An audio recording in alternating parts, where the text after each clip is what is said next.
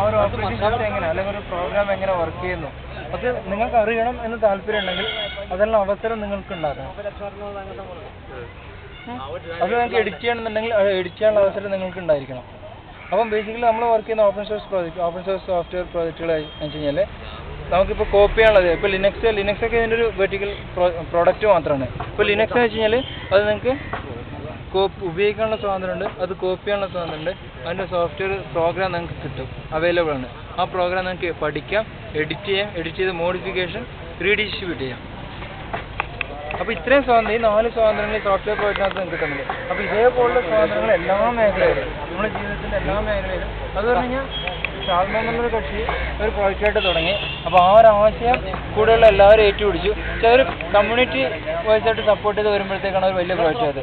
ഷാൽമാൻ എന്നുള്ള ഒറ്റ മനുഷ്യൻ മാത്രം വിജയിച്ച് നടക്കില്ല, നമ്മളെല്ലാവരും അതുപോലെ അദ്ദേഹത്തിന് ഫോളോ ചെയ്യുന്നുണ്ട്. പക്ഷേ ആ ഒരു ആശയം ഫോളോ ചെയ്യുന്നുണ്ട്.